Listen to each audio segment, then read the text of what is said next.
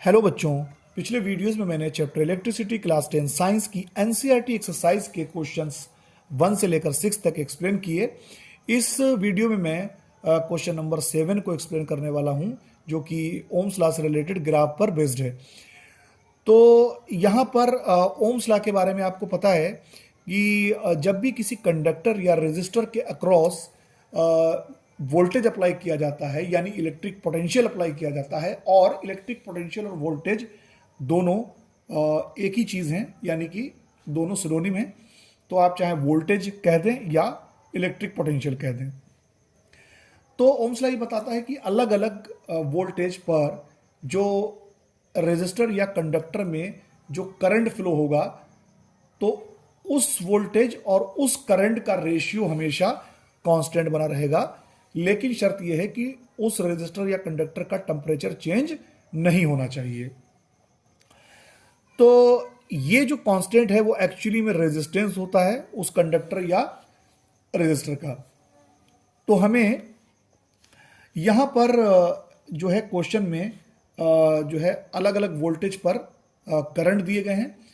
जो बच्चे Ohm's law को समझना चाहते हैं उस पर मैं वीडियो बना चुका हूं, और जिसका लिंक मैंने डिस्क्रिप्शन बॉक्स में दे दिया है। वहां से आप उस वीडियो को देख सकते हैं, आपको ओम्स लॉ अच्छे से समझ में आ जाएगा। तो यहाँ पर अलग अलग वोल्टेज पर अलग अलग करंट दिए हैं, तो हमें इस पे जो है इन वैल्यूज को यूज करके एक ग्राफ बनाना है, और उसमें दिखाना है कि V अपॉन I का रेशियो जो है वो हमेशा कांस्टेंट रहता है। यहाँ पर मैंने मैनुअली जो है ग्राफ की तरह जो है बॉक्सेस बना रखे हैं स्क्वायर, क्योंकि ग्राफ ग्राफ जो ओरिजिनल ग्राफ है उसमें स्क्वायर काफ़ी स्मॉल है, और इस वजह से उस पर डिमॉन्स्ट्रेट करना थोड़ा सा मुश्किल हो रहा था। तो इसीलिए मैं इसमें मैनुअली यहाँ पर बना के आपको समझा दूंगा। जैसा कि आप देख सकते हैं ओरिजिनल ग्राफ में, मैं आपको दिखा दे रहा हूँ कि ओरिजिनल ग्राफ में यहाँ पर जो है दिया हुआ है। देखिए आप, ये एक पूरा बॉक्स है, ये यानी ये पूरा स्क्वायर है एक, और इसमें हॉरिजॉन्टली भी 10 सब डिवीज़न होते हैं एक बॉक्स के अंदर, और वर्टिकली भी 10 सब डिवीज़न होते हैं। तो हमें इसमें स्केल मानना है। तो सबसे पहले यहाँ पर आप समझिए कि 10 सब डिवीज़न जो होते हैं वो हर वर्टिकली और हॉरिजॉन्टली दोनों में 10 सब डिवीज़न होते हैं एक स्क्वायर में। यानी कि इस तरीके से कह सकते हैं 1 2 3 4 5 6 7 8 9 10। ऐसे इसमें ये हो गया 10, यहाँ से कर लें 1 2 3 4 5 6 7 8 9 10। ऐसे इधर कर लेते हैं 1 2 3 4 5 6 7 8 9 10, और वर्टिकली भी कर लेते हैं 1 2 3 4 5 6 7 8 9 10, 1 2 3 4 5 6 7 8 9 10, 1 2 3 4 5 6 7 8 9 10, 1 2 3 4 5 6 7 8 9 10। यहाँ पर वैल्यूज जो हैं, तो यहाँ पर देखिए 1.6 वोल्ट पर जो करंट दिया है वो 0.5 एम्पियर है, 3.4 पर वोल्ट पर जो वोल्टेज पर 1 एम्पियर, 6.7 वोल्टेज पर 2 एम्पियर, 10.2 वोल्टेज पर 3 एम्पियर, और भी आगे वैल्यू दी हुई है। तो यहाँ पर सबसे पहले हम एक स्केल मानेंगे। देखिए यहाँ पर जो एक हमारा पूरा जो स्क्वायर है वो ये है। तो इसमें जो एक मेन डिवीजन है, यहाँ पर हम लेंगे करंट को एक्स एक्सिस पर। आप चाहें तो करंट को वाई एक्सिस पर भी ले सकते हैं। तो करंट यहाँ पर दिया है I एम्पियर में, और यहाँ पर जो है वाई एक्सिस पर दिया है हमारा वोल्टेज या इलेक्ट्रिक पोटेंशियल वोल्ट में। तो यहाँ पर सबसे पहले हम एक्स एक्सिस पर मानेंगे कि हमारा जो एक मेन डिवीजन है वो बराबर है 1 एम्पियर के। यानी एक्स एक्सिस पर हम लिख सकते हैं, ये हमारा जो है ओरिजिन हो गया, जहाँ पर करंट और वोल्टेज दोनों का वैल्यू हम 0 0 लेंगे। तो एक्स एक्सिस पर स्केल मानेंगे, x axis on x axis 1 main division. आप चाहें तो 2 डिवीजन को भी 1 एम्पियर मान सकते हैं, लेकिन ये डिपेंड होता है कि हमारी वैल्यूज किस तरीके से दी हुई हैं। तो वन मेन डिवीजन जो है वो हमारा होगा 1 एम्पियर के बराबर, यानी ये जो 1 है ये एक्चुअली में 1 एम्पियर होगा। तो इधर हो गया 2 एम्पियर, इधर हमारा हो जाएगा 3 एम्पियर। और इसी तरीके से जो वाई एक्सिस पर भी हम जो है एक मेन डिवीजन को 1 वोल्ट मान लेते हैं। आप चाहें तो 2 सब डिवीजन भी ले सकते हैं, लेकिन यहाँ पर एक मेन डिवीजन को 1 वोल्ट लेना ज़्यादा बेहतर है। तो यहाँ पर एक मेन डिवीजन को हमने मान लिया वाई एक्सिस पर 1 main division equal to 1 volt. लेकिन अब यहां पर समझिए कि यहां तक तो हमें पता चल गया 1 वोल्ट, लेकिन बीच की वैल्यू को हम कैसे देखेंगे। तो यहां पर चाहे एक्स एक्सिस हो चाहे वाई एक्सिस, मैंने बताया कि एक मेन डिवीजन में 10 सब डिवीजन है यहां पर भी और वर्टिकल यानी वाई एक्सिस पे भी। तो सब डिवीजन किसके बराबर हो जाएगा, तो यहां पर जैसे मैंने माना कि हॉरिजॉन्टल में हमने एक्स एक्सिस पर एक डिवीजन इक्वल टू 1 एम्पियर और इनके बीच में सब डिवीजन कितने हैं 10, तो ये हो जाएगा 1/10, यानी 10 सब डिवीजन डिवाइड कर दें तो आपका एक सब डिवीजन की वैल्यू निकल आएगी यानी 0.1 एम्पियर। ये एक्स एक्सिस के लिए निकल के आया, यानी कि ये जो पॉइंट है यहां से 0.1, 0.2, 0.3, 0.4, 0.5, 0.6, 0.7, 0.8, 0.9, 1, तो एक सब डिवीजन यहां पर आ गया 0.1 एम्पियर के बराबर। लेकिन अगर आप 2 डिवीजन को 1 एम्पियर मानते तब आपको 20 से डिवाइड करना होता, तब वहां पर एक सब डिवीजन जो है वो निकल के आता। इसी तरीके से वाई एक्सिस पर भी हमने सेम माना है, तो यहां पर भी हमारे 10 सब डिवीजन है तो हमारा एक सब डिवीजन निकल के आएगा 0.1 वोल्ट के बराबर। अब यहां पर जो वैल्यू दी है वो ये है कि 1.6 वोल्ट पर, तो सबसे पहले हम 1.6 वोल्ट देखते हैं। ये हमारा हो गया 1 वोल्ट, 2 वोल्ट, 3, 4। वैल्यूज इसमें 13.2 तक दी हुई हैं, लेकिन वो आप खुद करना, मैं यहां पर सिर्फ आपको समझाऊंगा। तो यहां पर जो है 1.6 हम देखते हैं कहां पर आएगा। ये हमारा 1 वोल्ट है और हर एक सब डिवीजन कितना है 0.1 वोल्ट का, तो 1 के बाद 1.1, 1.2, 1.3, 1.4, 1.5 और 1.6, ये आपका आ गया 1.6 पर जो करंट दिया है वो 0.5 एम्पियर है, तो ये हो जाएगा 0.1, 0.2, 0.3, 0.4, 0.5, ये हमारा आ गया 0.5 एम्पियर।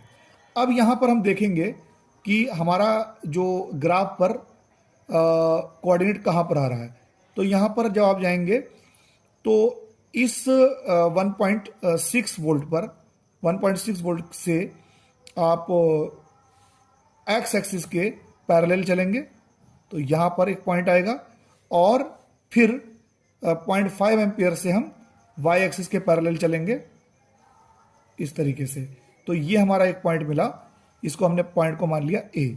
और इसके कोऑर्डिनेट्स हैं, आपको कोऑर्डिनेट्स पता होता है, आपने मैथ में पढ़ा होगा। कोऑर्डिनेट्स का मतलब होता है कि एक्स एक्सिस और वाई एक्सिस की वैल्यू, एक्स एक्सिस को एब्सिसा कहते हैं और वाई एक्सिस को ऑर्डिनेट।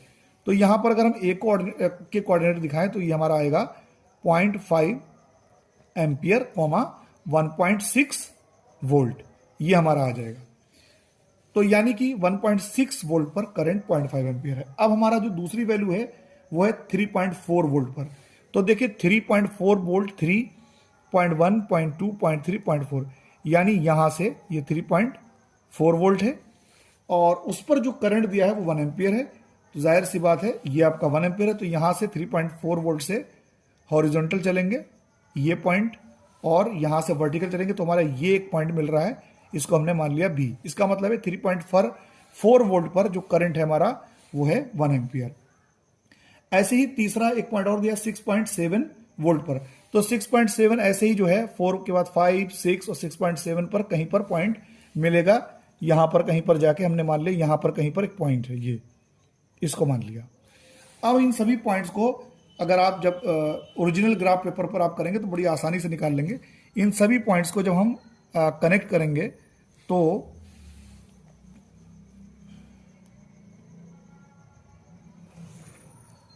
इस तरीके से हमारा एक ग्राफ मिलेगा।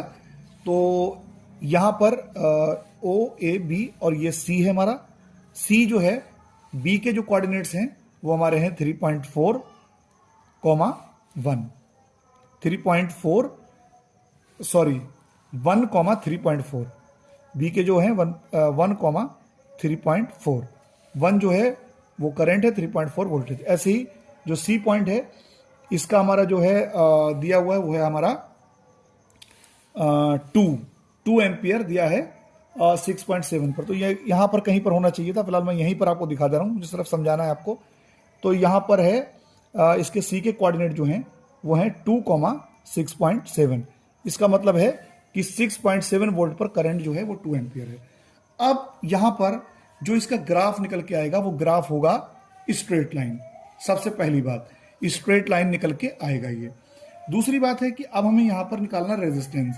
तो रेजिस्टेंस निकालने के लिए हमें इसका स्लोप निकालना होगा। स्लोप का मतलब ये है कि एक्स एक्सिस से कितना एंगल बना रहा है। तो एक्स एक्सिस से इसका हर जगह एंगल सेम होगा, चाहे यहां पर एंगल निकालें, चाहे यहां एंगल निकालें, कहीं पर भी एंगल निकालें तो वो एंगल सब हॉरिजॉन्टल के साथ एक बराबर होगा, क्योंकि ये स्ट्रेट लाइन है। और इसका स्लोप जो है वो बताता है रेजिस्टेंस के बारे में। अब इसका रेजिस्टेंस निकालने के लिए हम कोई भी दो वैल्यू ले सकते हैं। हम ग्राफ से ना लेके क्वेश्चन के हिसाब से ले लें दो वैल्यूज, लेकिन मैं आपको ग्राफ से फिलहाल समझा रहा हूं, क्योंकि हो सकता है कि आपको सिर्फ ग्राफ ही दे दिया जाए और आपसे बताया जाए कि रेजिस्टेंस बताइए। तो इसके लिए हम कोई भी दो पॉइंट ले लेंगे, चाहे हम ओ ए ले लें या ओ बी ले लें या ओ सी ले लें या ए बी ले लें या बी सी ले लें। फिलहाल मैं यहां पर ओ बी ले लेता हूं या ए बी ले लेता हूं, ए बी ज्यादा बेटर है। तो ए और बी मैंने दो पॉइंट ले लिए। तो यहां पर जब हम ऊपर वाला जो हमारा बी पॉइंट है, इससे जब हम एक पैरेलल लाइन डालेंगे एक्स एक्सिस पर, किसके parallel? Y axis. Y axis के पैरेलल डालेंगे हम एक्स एक्सिस पर, यानी कि ये आपका एक पैरेलल है किसके? वाई एक्सिस के पैरेलल, किस पर? एक्स एक्सिस, यानी करंट वाले एक्सिस पर। और नीचे वाला जो पॉइंट है, जो हमने दो पॉइंट माने हैं, उससे हम एक लाइन ड्रॉ करेंगे एक्स एक्सिस के पैरेलल, यानी ये इस तरीके से। तो ये हमने मान लिया पॉइंट, यहां पर हम सी मान चुके, तो हमने इसको पॉइंट को मान लिया। फिलहाल आगे सी डी इसमें कई दिए हुए हैं, वैल्यूज और भी दी हैं, तो आप वहां पर जो है जो आपका लास्ट है उसे ना मान के, जैसे यहां पर एफ तक अगर पहुंच जाए पॉइंट्स तो आप इसको जी मान लीजिए। फिलहाल मैंने सी तक किया तो मैं इसको डी मान लेता हूं। यहां पर ये डी हो गया, यहां पर आप ई मान लीजिए और इधर एफ मान लीजिए। अब देखिए आपका जो दो पॉइंट आपने कंसिडर किए थे उनके कॉरस्पॉन्डिंग जो है हमें एक राइट एंगल ट्राइंगल मिलता है। यानी यहां जो हमें मिलता है ट्राइंगल, वो कौन सा मिलता है? Triangle B D A. Triangle B D A ये एक आपका राइट एंगल ट्राइंगल है, क्योंकि 90 डिग्री यहां पर दिया हुआ है। अब ये जो स्लोप है यानी थीटा, इस एंगल को अगर आप निकाल लें तो आपका रेजिस्टेंस जो है कैलकुलेट हो जाएगा। तो रेजिस्टेंस निकालने के लिए जो थीटा है, वो थीटा में एक्चुअली में आपको क्या निकालना होगा? Tan theta. और टेन थीटा इक्वल टू क्या होता है? Perpendicular upon base. तो यहां पर आपको पता है 90 डिग्री के सामने वाली जो साइड होती है उसको हम हाइपोटेन्यूज कहते हैं। तो थीटा के सामने वाला जो है उसको परपेंडिकुलर, और उससे जो लगा हुआ है उसको बेस मानते हैं। तो इसका मतलब ये हुआ कि टेन थीटा बराबर यहां पर हो जाएगा बी डी और अपॉन ए डी। यानी अगर BD की वैल्यू आपको पता चल जाए, यानी दोनों जो तो दो पॉइंट्स आपने लिए हैं, जो भी पॉइंट्स लिए हैं उसकी कॉरस्पॉन्डिंग वर्टिकल हाइट और कॉरस्पॉन्डिंग हॉरिजॉन्टल डिस्टेंस का रेशियो आप ले लें तो आपका टेन थीटा मालूम हो जाएगा। तो इक्वल टू BD यहां पर कितना है? तो आप देख लें जरा, यहां पर पूरी जो वैल्यू यहां तक दी हुई है, ये जो पूरी वैल्यू आपकी दी हुई है यहां तक, वो आपकी है 3.4 वोल्ट। ये 3.4 है और आपको निकालनी है यहां पर BD। तो जब आपकी पूरी वैल्यू जो है वो यहां तक आपकी जो है वो कितनी है, क्योंकि ये वैल्यू और ये वैल्यू एक ही होगी, तो ये 3.4, तो ये भी 3.4 है। और इस 3.4 में से आपको सब्ट्रैक्ट कर देना है ED। तो ED और जो है आपका ये वाली वैल्यू यानी 1.6, यहां तक आपकी 1.6 है। इस पर भी आप जो है किसी ना किसी लेटर से दिखा सकते हैं। तो ये वैल्यू जो है आपकी वो कितनी है? 1.6। तो यहां पर अगर आप 3.4, तो 3.4 में से 1.6 को सब्ट्रैक्ट कर दें तो हमारा जो निकल के आएगी वैल्यू, तो ये जो हमारी वैल्यू निकल के आएगी वो होगी 1.8। यानी जो BD वैल्यू है वो हमारी है 1.8, तो BD हमारी निकल के आ गई 1.8। अब जो आपकी हॉरिजॉन्टल जो डिस्टेंस यानी बेस वो है AD, तो ये पूरा देखिए कितना है, यहां से लेके यहां तक ये आपका है 1, और इसमें से आपको घटाना है, यानी ये पूरी वैल्यू में से आपको इतनी वैल्यू सब्ट्रैक्ट कर देनी है। तो ये पूरी है 1 और इतनी है ये 1.5, तो 1 में से 0.5 को घटा दें तो ये निकल जाएगा 0.5, यानी कि जो AD है वो आपका है 0.5। तो जब 0.5 से 18 को डिवाइड करेंगे तो हमारी जो वैल्यू आएगी वो होगी 3.6, और ये जो tan थीटा जो एक्चुअली निकलता है ये होता है रेजिस्टेंस, यानी ये R बराबर हमारा निकल के आया 3.6 ओम। लेकिन यहां पर अगर आप जो है चेक करना चाहते हैं तो यहां पर जो आपकी क्वेश्चन में जो ये वोल्टेज और करंट की जो वैल्यूज दी हैं, तो कोई भी दो एडजस्टेंट यानी बिल्कुल पास की दो वैल्यूज वोल्ट की ले लें और उसके कॉरस्पॉन्डिंग करंट की ले लें, और जो वोल्टेज की हायर वैल्यू में से लोअर वाली यानी कि नेक्स्ट वाली जो वोल्टेज की नेक्स्ट वाली वैल्यू है उससे प्रीवियस वैल्यू को घटा दें, और उनके कॉरस्पॉन्डिंग जो करंट की नेक्स्ट वाली वैल्यू है उसमें से जो है प्रीवियस वाली करंट की वैल्यू को घटा दें, और इस तरीके से जो वोल्टेज का डिफरेंस करंट का डिफरेंस आया है तो करंट के डिफरेंस से वोल्टेज के डिफरेंस को डिवाइड कर दें, तो भी आपकी वैल्यू यही निकल के आ जाएगी। इससे आपको आइडिया हो जाएगा कि आपका आंसर करेक्ट है या नहीं। तो लेकिन मैंने इसलिए बताया कि हो सकता है आपको सिर्फ ग्राफ ही दे दिया जाए और उस ग्राफ को ग्राफ के बेस पर ही आपसे पूछा जाए कि रेजिस्टेंस निकालिए, तब वहां पर आप कोई भी 2 पॉइंट ले लें, तो वहां पर जो है वोल्टेज दे रखा होगा या करंट दे रखा होगा, तो करंट की 2 वैल्यू उठा लें, उसके कॉरस्पॉन्डिंग वोल्टेज की 2 वैल्यू उठा लें, और वोल्टेज की जो है कॉरस्पॉन्डिंग वर्टिकल हाइट एक वो बन जाएगा, यानी कि ट्राइंगल। जिस तरीके से मैंने बताया ऊपर वाली पॉइंट से आपको वाई एक्सिस के पैरेलल एक लाइन डालनी है एक्स एक्सिस पर, और नीचे वाले पॉइंट से एक्स एक्सिस के पैरेलल एक लाइन डालनी है, तो इससे जो है एक ट्राइंगल बन जाएगा उन दोनों पॉइंट्स के कॉरस्पॉन्डिंग, और वहां पर आप tan थीटा निकाल लें तो वो आपका रेजिस्टेंस के बराबर होगा। लेकिन अगर बच्चों आपने अगर यहां पर ऊपर करंट ले लिया और नीचे यहां पर वोल्टेज ले लिया, फिर से समझिए, अगर यहां करंट ले लेते और यहां पर वोल्टेज ले लेते तो ये जो tan थीटा जो हमने निकाला ये एक्चुअली में यहां पर वैल्यू जो हमने इसको tan थीटा को डायरेक्ट R के बराबर माना, लेकिन अगर हम करंट को y एक्सिस पर लेते और वोल्टेज को x एक्सिस पर लेते तो जो हमारा tan थीटा आता वो हम उसको लेते 1/r के बराबर, यानी 1/r के बराबर लेकर फिर उसको हम जब रेसिप्रोकल करते तब हमारी वैल्यू r निकल के आती। तो इसके लिए आप को मैं सजेस्ट करूंगा कि आप जो डिस्क्रिप्शन बॉक्स में मैंने वीडियो दिया है ओम्स लॉ का, वहां जाके आप उसको देख लें तो आपको बहुत अच्छे से ओम्स लॉ समझ में आ जाएगा। मेरी आपसे रिक्वेस्ट है कि बड़ी मेहनत से मैं वीडियो बनाता हूं, मेरे वीडियो को लाइक करें, चैनल को प्लीज सब्सक्राइब करें ताकि इसी तरीके की वीडियो मैं आपके लिए बना सकूं। Thank you.